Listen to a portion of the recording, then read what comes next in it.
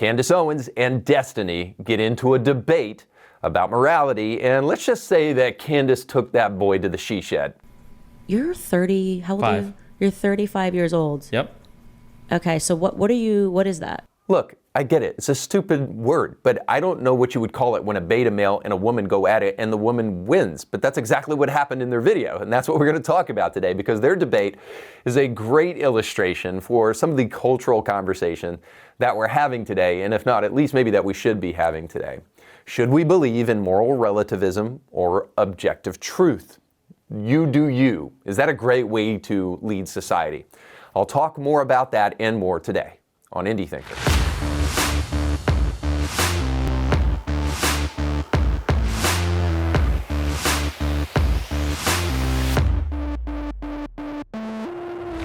Welcome to the show. My name is Reed Huberman. Don't forget to like, share, and subscribe. Now, I'm watching some of you. I know that the vast majority of you watching this show don't subscribe to the channel, but you do watch a large portion of the show. So it's important for you to subscribe so you can hear the great things that is happening here at Indie Thinker. And one of those things is that we are in the process of filming a full-length feature documentary on the epidemic of fatherlessness in America. Right now, we're experiencing skyrocketing numbers in the breakdown of the nuclear family. And even if fathers are in homes, very many of them are absent from their kids' lives in a meaningful way.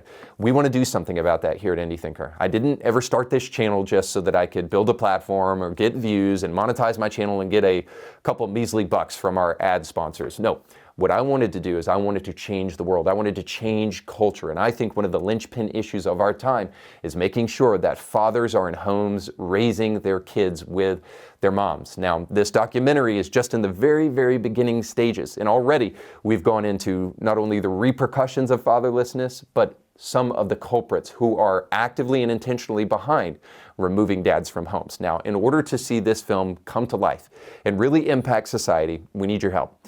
We need a lot of money to make sure that this is a great film.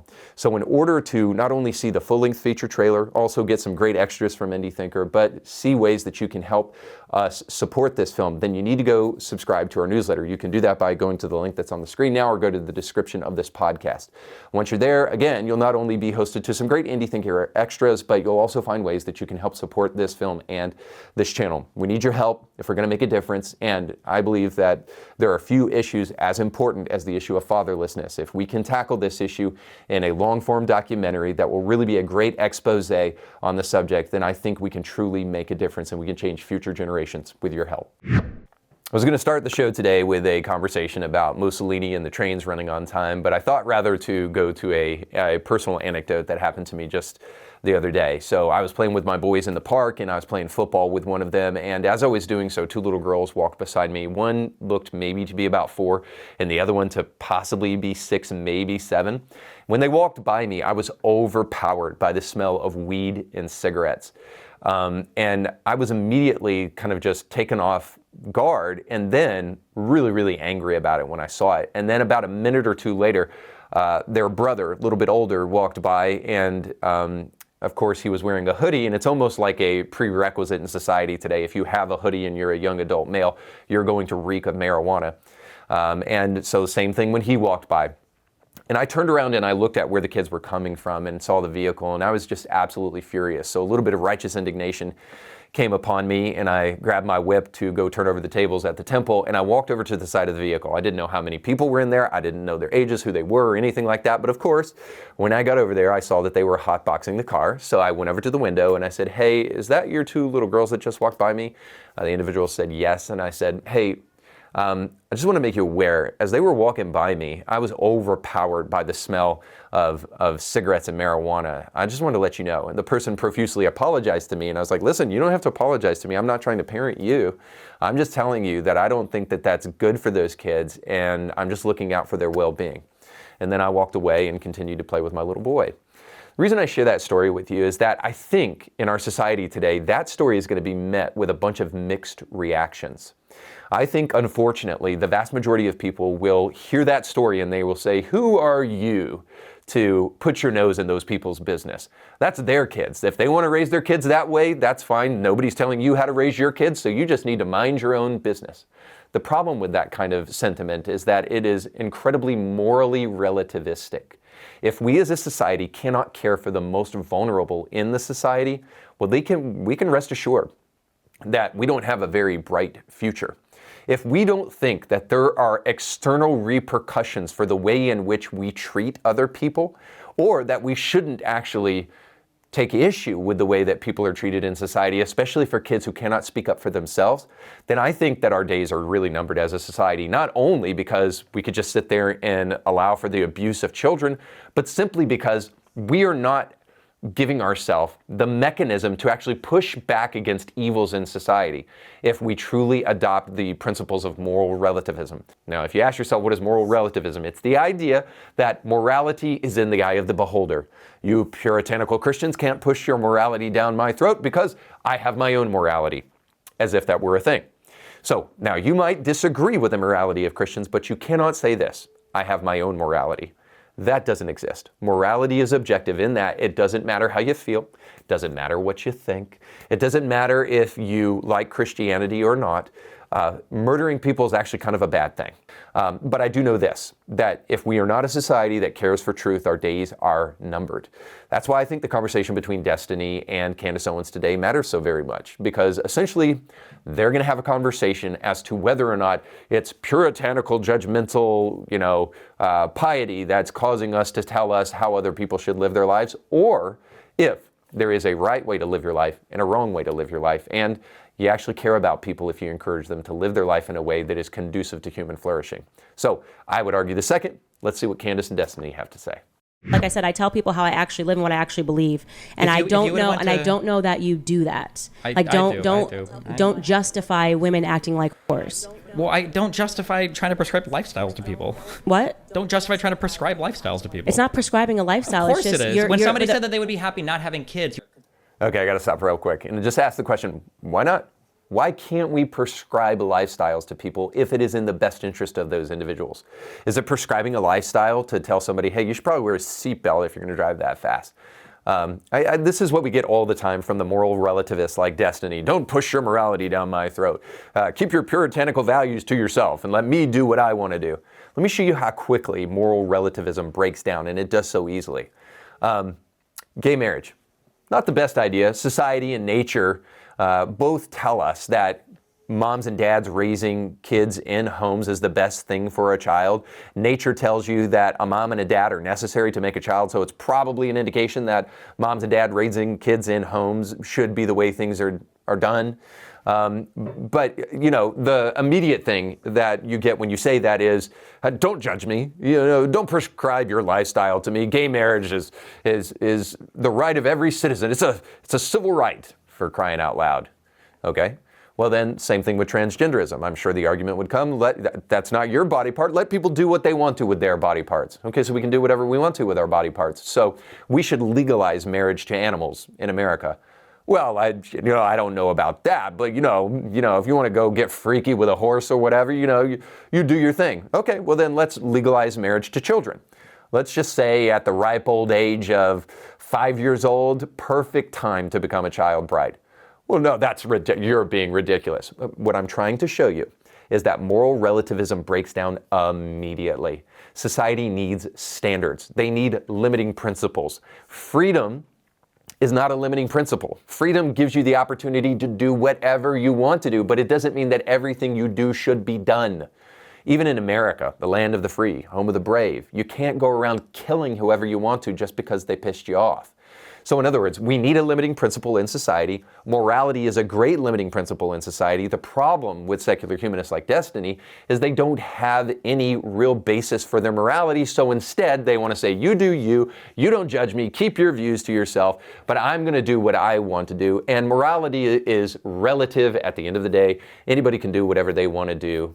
Whatever makes them feel good. But we all know that not to be true. So the reality is that people like Destiny really don't have an argument for the basis of their morality, but we all know that we need it, whereas Christians do. So because they know they can't compete in an honest debate on the subject of why we should prescribe lifestyles to people if it's beneficial to them, they can't compete, so what they do is they just retreat and they use some kind of ad hominem attack, like don't prescribe lifestyles to people, rather than to engage the subject in the fact that people actually do need a prescription for life, and people actually do need a set of morality by which not only to conduct a society, by which to live their life, or else it immediately turns into chaos. One last thing to say about this. Destiny has been a part of a Christian society his whole life, so he wouldn't actually know what a morally relativistic world looks like entirely. He's been a beneficiary of the Christian principles that have been ingrained in Western society. Otherwise, we might just say, kill that person for their land. You know, you want it, you're stronger than them, survival of the fittest. That's what Darwinian evolution gives you. That Christianity gives you something different. Christianity gives you something more than the atheist and the agnostic can give you. It gives you, no, that person is made in the image of God. They have intrinsic value as a human being. Do unto others as you would want to have them do unto you, so do not do that to them. And again, we have all benefited from the civilizing effect of Christianity, but we just don't want to give it credit. And when we talk about morality, they know that they have to find morality from some existential anchor, and they know that secular humanism can't do it, so they want to try to push that conversation away as much as possible. Let's keep going. That's not what she said. That was a bit, yeah, that was the TikTok clip you were responding to. That was not what she said, and I can tell you exactly what she said. That she was got to go on vacations. I said there was absolutely no reason to make a comment that suggests that she was actually being insulting to people that had kids. It wasn't just one video. She makes multiple videos about how great life is if you don't have kids. If I was making videos with my kids saying about how great life is if you just, stop being a loser and get married, people would come after you because people hate the traditional lifestyle on display. Wait, but that's literally what you guys say. Get married, have kids. That's the only way to go. Otherwise, you're a loser. No, we do not. You're just making up words that have never come out of my mouth. So if somebody said, if there was a young woman and she was like, I'm 20, I think I'm going to go to a career and be a whatever. I don't think I want to have a family. I don't think life's for me. You would say, okay, well, that's fine. You should make that choice. No, I would say that's completely normal at 20 years old. That's so then they should change their opinion later on. What if she was 25 or 30 and she's like, no, I don't think I want to have kids? Would you be, okay, that's fine? If she was a 20-year-old person and she was saying that I don't think that I want to have kids, then what I would say is that's pretty typical because you're 20 years old and you haven't yet had the biology thing happen to you, which like when they say that your biological clock starts ticking, it's very real. When you get into your mid-20s, you have a totally different feeling. So if a woman is 25 or 30 and says, I don't think I want to have kids, I think I like my career, I'm going to stick with it, you'd say, okay, that's fine. It's your choice. Yeah. I do want to say something about this real quick. The idea here, I think, is even one that Candace Owens could push back on. The idea that there is some moral neutrality to a woman who just wants to have a career as opposed to a woman who wants to have a family and raise a family. That's not even precluding the idea that she could be a career woman as well and also have a family. So the idea here, again, is one of moral relativism. Destiny thinks that because Candace Owens might say that one form of living is preferable to another, that all of a sudden she's being some kind of hypocrite or something like that. Well, that might be true if what Destiny was saying were true, but it isn't. These things are not morally neutral. They are not the same. Now, it may be just fine for a woman to make the decision that she doesn't want to have kids and she wants to pursue her career, but let's not pretend that those are of equal value. Of course, it is of more value for a woman to decide to contribute to society and to reproduce the human species. More and more people are choosing not to do that, and as a result, our birth rate is declining and is now below replacement rate. It's at 1.6 or something like that. And in order for the human species to actually proliferate and continue, it has to be above 2. So in other words, we could be a generation away from utter annihilation if we don't change that. So the point is that raising kids is a good for society, and it is morally good because it helps put more humans on the planet and helps this planet continue to spin in the way that it's been spinning for generations now. I do have to say, though, here, what we see underneath all of this is something that C.S. Lewis calls bulverism. And essentially, Destiny is just trying to attack Candace and say, yeah, you're only saying that because you're a conservative. Again, this kind of moral relativistic thing. And bulverism is the idea that rather than to actually engage in the subject matter of a debate, what you actually do is kind of resort to an ad hominem, or you make it about the speaker and the person rather than the thing that you're talking about. So Ezekiel Bulver, I guess, is a young person, and he hears his parents arguing, and his mother says to the father, I think, you're only saying that because you're a man. So in other words, we're going to sidestep the argument and we're going to make this personal. And Ezekiel realizes that, hey, we could have these long debates and make them substantive in nature, but the real way to get away with winning a debate is to do a kind of tu quoque fallacy, which is to make it about the speaker or to make it ad hominem, to sidestep the actual argument. And rather than to focus on the argument. So if you focus on the argument, you have a debate. If you just focus on the speaker, you can shut them down and then you don't have to have the debate. And this is what C.S. Lewis calls bulverism. And I think that's what we're watching right here. Rather than actually address the fact that prescribing lifestyles is good, moral relativism is bad, doesn't actually work for society, and it actually is something that is damaging our society right now. Well, Destiny just simply wants to sidestep all of that and just say the only reason you're saying that is because you're a conservative, rather than to suggest, well, maybe she's got a point. Let's keep going. That's fine. But when you try to create a brand of it and you say things like, oh, well, you know, if you have kids, then you can't just smoke pot and stay in bed and be naked all day. This is actually something that, like, Seth Rogen just said. Okay. What you're doing Sounds there is awesome. you're actually trying to, you're 30, how old are you? You're 35 years old. Yep. Okay, so what is that? What do I do? Like if you were 20 Well, let's and say you were I'm a saying this millionaire. stuff. I travel the world. I get to research and talk about whatever I get- want. I get to yeah. talk to cool people like you and other people. I live in Miami in a high rise for $5,000 a month. I mean, I think my life is pretty okay. I mean, what do you? But I'm saying, I really have a question about this. And as much as possible, I know there's going to be some who just want to defend Destiny and they'll go to the comment section here. But honestly, tell me, do you think that was a reasonable response? He merely turns to materialism. I have a high rise in Miami. I get to travel wherever I want to. I have a little bit of cash in my pocket, and I get to talk to people like you. If that is what makes a happy life, and I know he's just kind of shooting from the cuff there and just trying to be witty in retort to Candace there, but honestly, that's the first thing that comes to mind to him. I am utterly alone. My wife just left me. I've got a bunch of money that will ultimately not bring me true fulfillment in this life. So smoke pot all day and sit naked in your bed. This is what is supposed to bring some kind of joy in life. And what Candace brings here, I think, is a very important point. Now, Candace is not one to back away from an argument, and you might not like the fact that she's attacking him on a personal level, but I think that this is not a baseless attack. How old are you is a great question, and it's a question that we need to ask in society today. If there is something that is very progressive about our society today, and is in most progressives, if not all of them, is an utter rejection of finitude, an utter rejection of time. They hate time. They certainly hate to look to the past, but they hate to realize that they are also beings in time. They absolutely want to reject all reality of time. And what I mean by that is this, is when she says, dude, you're 35 years old. Isn't it time to get past high school? This is a valid critique. It's a valid question. Are you still going to be sitting in bed naked all day and smoking pot like Seth Rogen says is the awesome way to live your life when you're 75? When you're 80? Are you still going to be going to the club trying to hunt down chicks when you're 85 years old? You will be a laughingstock. You will be all alone, sitting in your high-rise apartment in Miami, wishing you had chosen differently for your life. And this is essentially what Candace is saying here. There's one more thing to say about this. I can't help but wonder if something that I talked about on some exclusive content that I did last week. If you want that exclusive content, you need to become a subscriber to the newsletter. And you need to like, share, and subscribe, by the way, if you're enjoying this video. One of the things that I brought out was a guy named G. Stanley Hall, who essentially introduced the West to the idea of adolescence. Prior to that time, you were a child and then you were an adult. You were a child and then you go to work, son. You go 13, 14 years old, you're in the factory, you're in the farm, all that stuff. And you may not like that, but that's the way life was.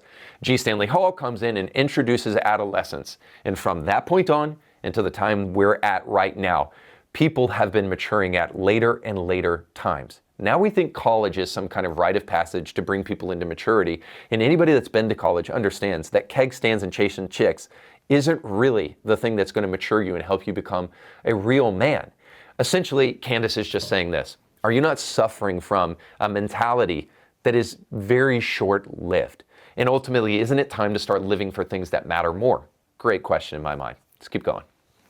Like, what are you doing when you're trying to sell to people that, you know, being a hoe is cool, smoking pot, saying I don't necessarily think that being a hoe is cool. Are you going to age out of that? You're a Because you're a 35-year-old man, right? I am indeed a 35-year-old man, you're kind of doing the, like, I'm a college dorm kid and I'm trying to make everything sound cool. But I just want to point out the fact that you're a 35-year-old man and your words should matter and they should have weight. Like I said, if you were 20, I'd be like, I get it. When you're 35.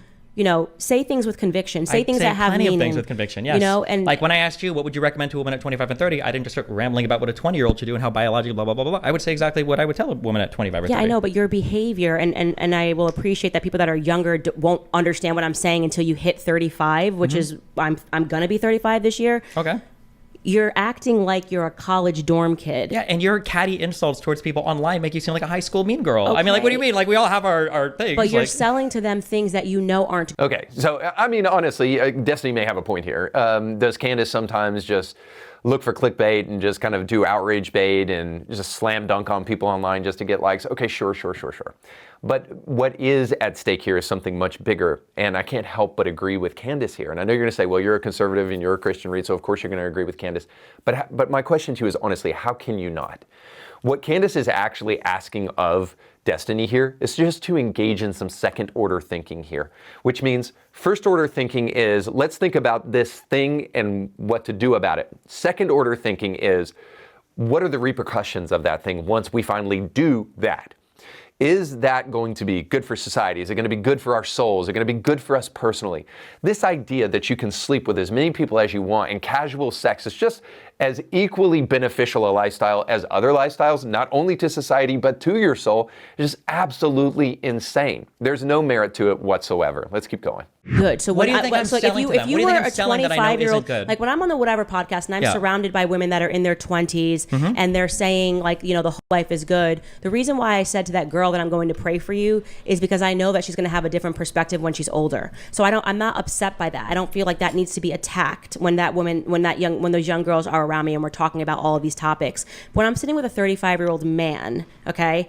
And what do you think I'm selling people? And you know better, okay? Wait, what do you think I'm selling people? Well, do you like think I'm telling people to be a hoe? What I said when you were defending the lifestyle of being a hoe, why are you doing that? I don't think I defend the lifestyle of being a hoe. You did a whole video basically saying that none of my points of me trying to tell these women that they essentially, you can do something better. You don't have to sell your body. This was your like snazzy video comeback to it. Why are you making a comeback? Yes, you can make a video and be like, why can't someone do heroin? But why would you as a 35-year-old man want to sell something to someone or make it seem okay or cool or relevant when you know it's harmful to them? I don't get that because of your age. So I don't understand. I don't know what your takeaway from the video was, or if there are researchers that give you like talking points to my videos. But generally what I talk about is when it comes to lifestyle, you have to analyze both sides of things. If you grow up incredibly religiously conservative and you are like shamed out of sex and you don't have sex with anybody your whole life because you're super, hyper cognizant of your virginity and all of these like weird things, and that's like coming from an unhealthy external place, to say, oh, well, maybe that's worth exploring. On the flip side, if you grow up like hyper liberal and you've like 20 guys by the time you're 20 years old and you just want to bang everybody and you've got like weird associations with men and everything, I'd say, hey, you should probably slow down. It's probably not healthy. I just encourage people to like explore honestly, to have like conversations with themselves, with their parents, could be with priests, could be with therapists, could be whatever, and to kind of figure out like what works for them and don't get pushed into one direction from a culture side. It could be the left encouraging people to be way too promiscuous, or it could be the right for people that are shaming people for being promiscuous and saying that, well, this one lifestyle of family stuff is going to biologically be suited towards you as you get older. I think both of these are equally stupid because it just pushes people in the other direction. So you don't believe in anything?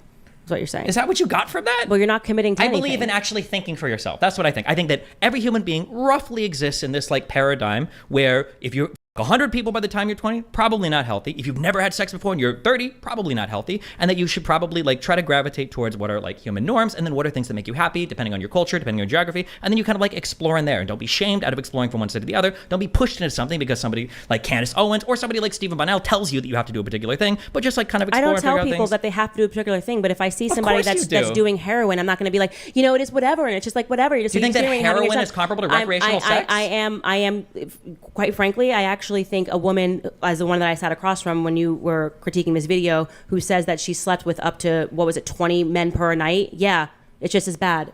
and I know that that has to be hurting her soul. So I look at her as a human being. Hurting her soul? What if she just has a different lifestyle than you? Doesn't. Completely. She does. No, what do you mean?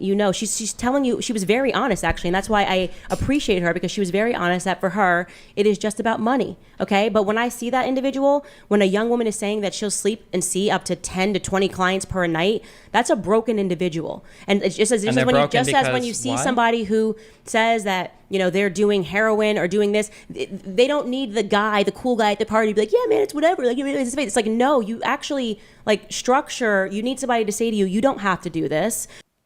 Yes and amen. And again, I know you know I'm going to say that, but here's why. Sure, judge both sides, as Destiny is saying here. Be willing to consider both positions, but also be willing to draw conclusions about those things once you've done that. A free and independent thinker is willing to do that. And I just have to tell you, one of the first things that you have to notice about somebody who actually has a relationship built on fidelity and a person who is having sex with 20 men each night, the difference there is something that is not only damaging to your soul, but damaging to your body. I mean, have we just totally forgotten that STDs even exist anymore?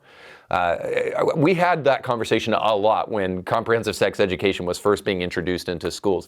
That was the way they backdoored that kind of sexual deviancy into children, is to say we're protecting them from unwanted pregnancy and sexually transmitted diseases. And now the conversation has slippery sloped itself all the way down into, who are you to tell me not to have sex with 20 men each night? I mean, can you understand how risky of a behavior that actually is? That's a problem. And as I mentioned before, not only is it a risk physically to the individual, but it's also a risk to their soul. I mean, this is what Candace says. That person has a soul. It's not just equal one way or the other, no matter how you look at it, because morality is relative. If you didn't have a soul, maybe so, but because you do, everybody can tell you that kind of lifestyle down the road leaves you ultimately unfulfilled. Now, we've told a generation of people for far too long that you're an accident, you're just a bunch of molecules and atoms, and you bumped into each other one day and boom, out came some primordial ooze, and then you sprung from that ooze, you're an accident, there's no divine purpose to your life, and all of that stuff. And then human beings, quite frankly, start acting like animals, and then we wonder why. So yes, a human being has the capacity for moral thinking unlike animals. Animals can judge between two positions. Higher thinking demands that we actually then make conclusions about that thing, and we realize what will be ultimately damaging for us on an emotional and personal level, and what will be damaging for us on a physical level. See, human beings have that higher order thinking, and Destiny just seems to totally want to step around that so that he doesn't have to actually admit that Christianity may be a good answer for society today, and actually has some merit for the way in which people live. All right, one final thing on this very subject. I'm trying to tell these women that they are worth more. And when I said to that girl at the end of it, which I don't believe you showed, that I will pray for you and that you can do much more than this, that came from the heart, actually. No, that is the most condescending thing a religious person could say to a non-religious person. I will pray for you. Okay, you can deal with your, I know that you went to a Jesuit school and you've got some issues with somebody. Why do you think I have issues? But I meant that because... I loved my high school. I think it's fine. Because for me to say, I meant what I said to her, that I would pray for her. When she was describing her life, she was very upfront. Why do you need to tell her that you'll pray for her? Because I did pray for her. Then do it privately. Why do you need to tell her that? You're only telling her that because you think you've got such a condescension about you. You've got such an air of superiority that you're going to pray for her. Air of superiority? Because I said I would... God forbid someone says they'll pray. That's obviously an air of superiority because they're saying they're going to include you in their prayers. Well, I mean, when you say something God forbid, but quite literally God forbid. Isn't there a whole story of a lady going to a temple and quietly putting 2% or whatever the tray anti-Christian rhetoric. I don't what is anti-Christian about this? If you say I'll pray for you, it's obviously you trying to be better. It's like, no, why are you even reacting to that? I'll pray for you. I'll pray for everybody that listens and watches this show. I have to laugh at this because I think it's really funny that it is condescending to say I'm going to pray for you, but it is not condescending to tell a Christian to shut up and you don't need to tell someone that. You just go pray in your prayer closet. That's not condescending whatsoever. So all of a sudden you're going to pull out the only scripture verse you know from the Bible, and you're going to put some authority to the Bible now that it's convenient for your point. To tell somebody that you're praying for them is not condescending. It's actually very sweet, very kind. And Candace is right to point out the fact that the only reason that Stephen Destiny believes that this is condescending is because he has a hatred for Christianity. And the truth is, for those of us who are Christians, we understand that if he didn't hate it so much, he might actually open his eyes to see that Christianity is the cure for the very thing they're talking about right now, for the moral relativism of our age. So much of the sexual deviancy we see from people like Destiny and from the Whatever podcast and OnlyFans just in general is not morally ambiguous, but it actually comes from a place. It comes from a very solid standpoint. Rousseau believed that all men are born free but are everywhere in chains. In other words, it's society that's the problem. It's not my sinful desires. In the debate on nature versus nurture, Rousseau believes that all of us are good, but that culture and people keep holding us down. It's that repressive Christianity that's bothering us. As a result of that kind of thinking, let me introduce you to modern day man, people like Destiny. He has a long list of things he wishes to complain about and very little personal responsibility, like an actual man should have. If he has the right skin tone, he can blame systemic racism. If he has the wrong body parts, he can chop them off and then blame his biology. If he happens to be white, he can blame his privilege, and then everyone will applaud him, and we can all live happily ever after. It's all society's problem, which creates self-pity and victimization. And again, is not a morally neutral standpoint. It's a morally egregious standpoint. It just happens to fly in the face of what actually could be beneficial to society. Since we all see that society is not going well today, you should also know it didn't go well for Rousseau in his day. Rousseau wrote his magnum opus in the book on childhood education, in which he promoted his views about children and how they are born naturally good and provided the keys to raising happy, healthy children. Unfortunately, you should know the sexual promiscuity, the anti-Christian bias of Rousseau ultimately led this thinker to be a total hypocrite. And he had about 5 children, none of which he raised on his own, but instead allowed a Paris orphanage to take care of all of the children that he created so that he could go pursue moral relativism. See, Rousseau was busy pursuing sexual experiences without chains of puritanical sexual ethics that were trying to be placed on him in society. And as a result of it, every single one of his kids did not have a father. So here's my encouragement to each and every person that's watching today. Play the long game. Live your life in such a way that when you're 75, you won't look back with a ton of regrets. You'll be glad for the life that you lived. Old age is seen as a bummer by modern man. No, I don't want to be an old dude. Stuff like that. But the Bible views old age as a reward for a life well lived. If your version of living life to the fullest is getting rich and traveling and banging everyone you see, you'll figure out very quick carnal pursuits in service of pleasure are very short-lived. You'll look back one day on your banging years and think to yourself, boy, was it worth it? All alone in my apartment with all of my money squandered because it was all about living for yourself and living for pleasure. You'll really have some honest questions then. Let me tell you now to save you some time. It isn't worth it. And you don't have to get a bunch of STDs to tell you that. Start living for things that matter tomorrow rather than only things that feel good today. And you'll find a life well lived that awaits you, not only in this life, but by grace, even perhaps in the afterlife. That's all the time we have for today. Thanks so much for watching. If this show was beneficial to you, I'd love to hear from you down in the comment section below. Don't forget to like and subscribe and go with God.